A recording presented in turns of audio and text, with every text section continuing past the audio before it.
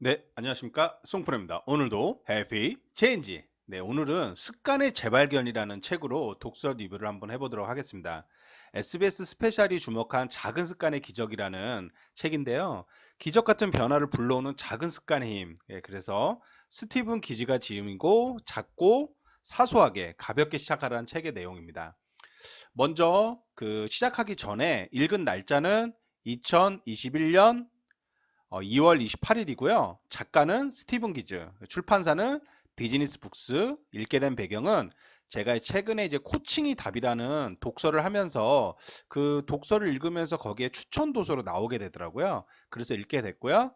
이 책의 세 가지 키워드는 작은 습관의 힘, 66일의 법칙, 동기 및 의지보다 강한 습관의 힘, 그리고 무엇을 얻고 싶은가, 작은 습관으로 기적을 만들겠다 하고 책을 읽기 전에 정보가 있었고요. 그 다음에 이제 책을 읽고 나서 제가 이제 본격적으로 한번 정리를 해봤는데요. 먼저 본 거는 목차입니다. 그래서 총 여기 나와 있는 것처럼 7장의 내용이 있고요. 첫 번째 장에서는 작은 행동, 그래서 큰 한계라고 해서 모든 변화는 팔굽혀펴기 한 번에 시작되었다. 그래서 우리가 목표를 되게 거창하게 잡는데 이 저자는 작은 행동에 대해서 큰 결과를 나왔다고 이야기를 합니다. 그러면서 하루에 팔굽혀펴기 한 번으로 시작이 됐다는 이야기를 시작으로 해서요. 나쁜 습관을 끊는 것보다 좋은 습관을 기르는 게 더 쉽다. 그리고 작은 습관이 만들어내는 변화, 사소한 행동, 위대한 결과. 그리고 이제 2장에서는요, 습관은 어떻게 우리의 삶을 지배하는가. 그래서 우리의 뇌는 느리고 게으르도록 진화했다. 그러면서 힘세고 멍청한 로봇과 영리하지만 피곤한 관리자. 그리고 생각하는 사람. 그리고 행동을 결정 머릿속 감독관.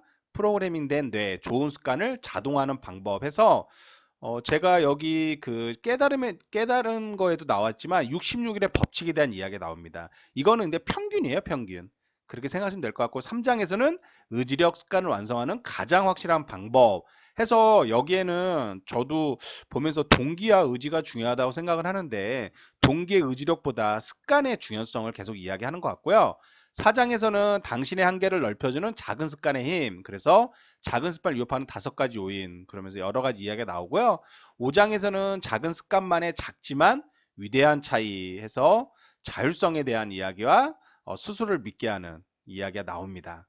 그래서 계속 반복되는 얘기지만 작지만 시작을 해라. 그거로 인해서 많은 변화가 일으킬 거다 해가지고 큰 변화로 가는 8단계 해서 1단계는 작은 습관과 작은 계획을 선택하라. 그리고 이제 2단계에서는 왜라고 물어 핵심을 파고들어라. 3단계에서는 습관 신호를 정하라. 4단계는 보상 계획을 세워라. 5단계는 모든 걸 적어 놓아라. 6단계는 작게 생각하라. 7단계 높은 기대를 버려라. 8단계는 징후를 찾아라. 단 섣부른 판단은 금물이다. 마지막 7장에서 작은 습관을 위한 체크리스트, 이런 큰 변화를 8단계를 했다면 체크리스트도 필요한 것 같아요. 그래서 체크리스트 1에서는 부정행위는 금물이다. 체크리스트 2에서는 어떤 진척이든 만족하라. 3에서는 자주 보상을 내려라.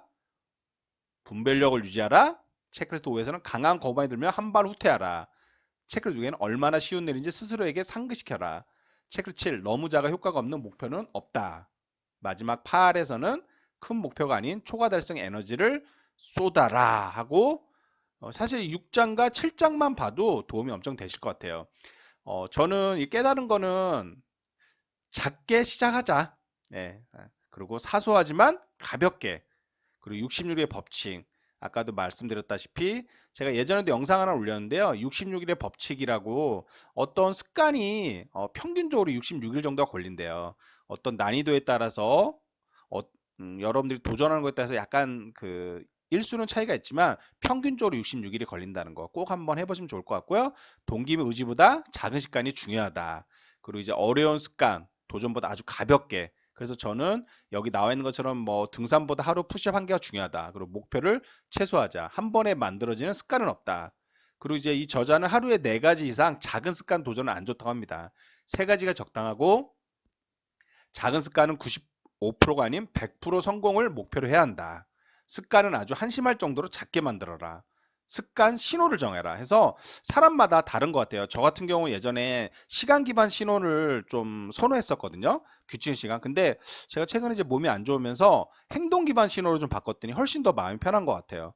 행동 기반은 어떤 특정한 활동을 하고 나서 어떤 시간이 구애받기보다도 자연스럽게 하다 보니까 습관 만들기에 좋을 것 같다는 생각이 들어서 아, 이걸 행동 기반으로 해도 도움이 되구나. 그래서 이번에 이 책을 통해서 깨달은 점이고요.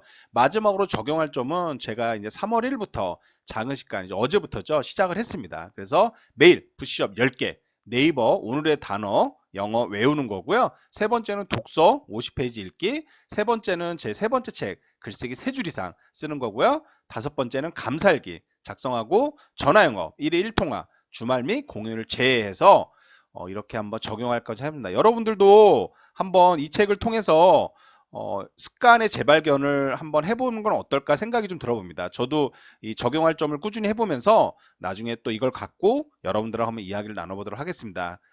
싱크와이즈로 이렇게 하는 거 궁금하신 분들이 좀 있는 것 같더라고요. 나중에 한번 싱크와이즈 사용법에 대해서도 제가 영상 한번 만들어 보게 하겠습니다. 3월에 연휴 끝나고 첫날인데요. 모두 파이팅 하시고요. 송프로 늘 응원하겠습니다. 좋은 채로 좀 찾아뵐게요. 남은 시간도 해피 파이어!